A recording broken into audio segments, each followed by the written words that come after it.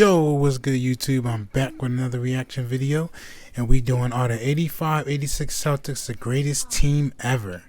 GOAT Team Series number 1. It's by John Arnett or something like that. I'm not too sure of his name, but yeah man, let's get straight into this video, man.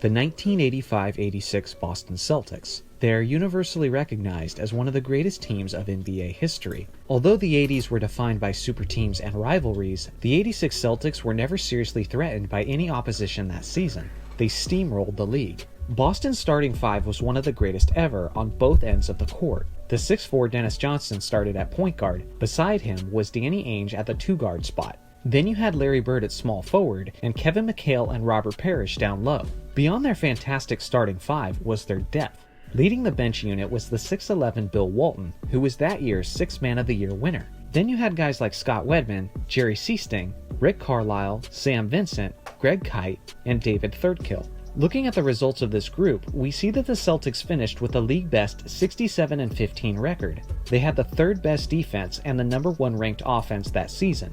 They beat teams by an average of 9.4 points over the course of the season. They dominated the playoffs with a 15-3 record, and they had that season's MVP, Larry Bird. Their head coach was Casey Jones, who often doesn't get enough attention for the success of his team. He took over the Celtics in 1983 and spent 5 years there. In these years, they went to the NBA Finals 4 out of those 5 seasons, and they won the championship twice. He had this team playing hard defense, and the chemistry was off the charts.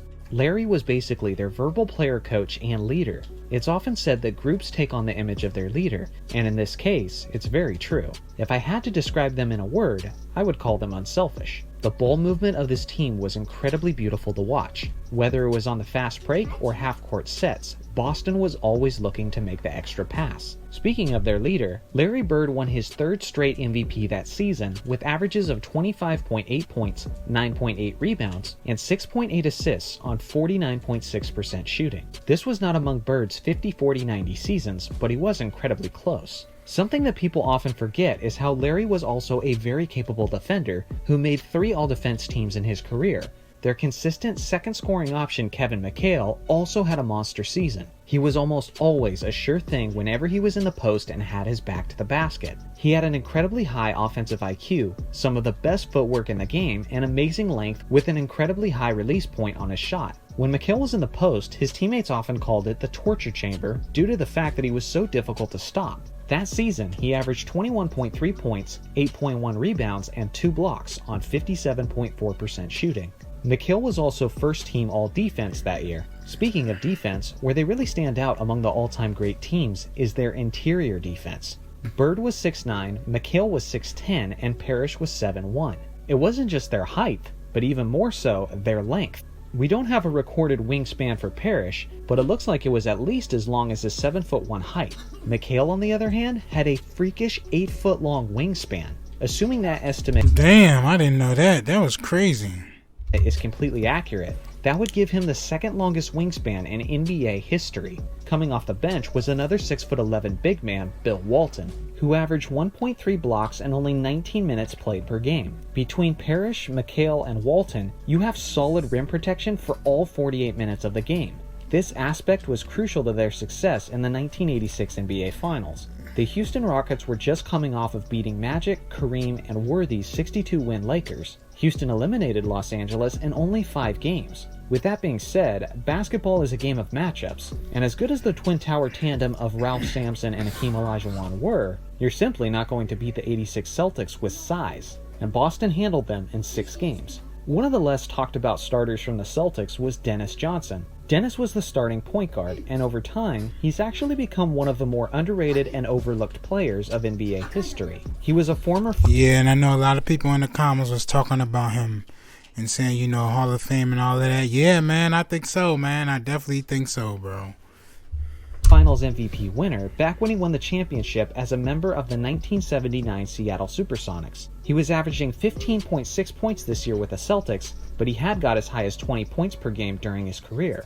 Johnson's final All-Star appearance was just prior to the '86 season, and he received 5 All-Star selections in total. He was also the Celtics' best perimeter defender, who they relied heavily upon to slow down the great scoring guards in the league those years. He was second-team All-Defense that season, and in total, DJ received 9 All-Defense team selections. Damn, I didn't know that, y'all. Nobody told me that. Wow. 9 times. Yo, yeah, they need to stop playing with him, bro. They need to give him everything he deserved, man. Now I see why a lot of y'all talking about him in the comments, man. I see exactly why. That's crazy.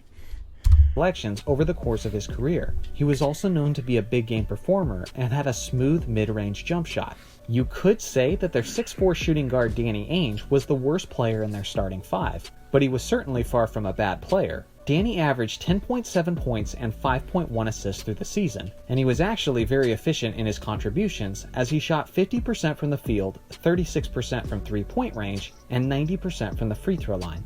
Danny was also incredibly scrappy, he was a big trash talker, and one of the OG floppers of NBA history, which can easily be seen as a negative, but I can tell you as a Lakers fan who watched him play, there were plenty of times where Danny knew how to get under the offensive player's skin. Ooh, I gotta look at some of his fights now, y'all. I didn't know he was doing all of that. I definitely gotta look at some of his fights, though. And would get the ref to make the crucial calls when they mattered most. It was super frustrating to me, but only because he was good at it. The Celtics were never seriously challenged in that postseason run. Despite a 49 and 63 point performance from Jordan, they swept the Bulls in the first round. After that, they easily handled Dominique and the Hawks in just 5 games. Then they swept Sidney Moncrief and the Bucks in the conference finals. As I mentioned earlier, the Rockets did push them to 6 games in the NBA Finals, but the Celtics got up to an early 3-1 lead, and the series was never really in doubt. What makes the '86 Celtics so dangerous is that they can attack you in so many ways offensively while being so versatile defensively. There isn't another team in NBA history that I could put against the Celtics in a 7-game series where I would feel like the Celtics wouldn't do well against them. On offense, they could run the fast break, but they could also slow it down and run things through the post. They could pick and roll you all day with their bigs, they could punish you from the outside with the all-time great shooting of Larry Bird, or they could simply run the isolation through McHale, which is always a good option. Boston natives know this already, but for the rest of you, it's important that you recognize the 1986 Celtics have a legitimate case for the title of greatest team of all time. Let me know in the comments section where you rank this squad among the greatest teams ever. Thanks for watching as always, make sure to like and subscribe for more NBA content, and I'll see you guys in the next video.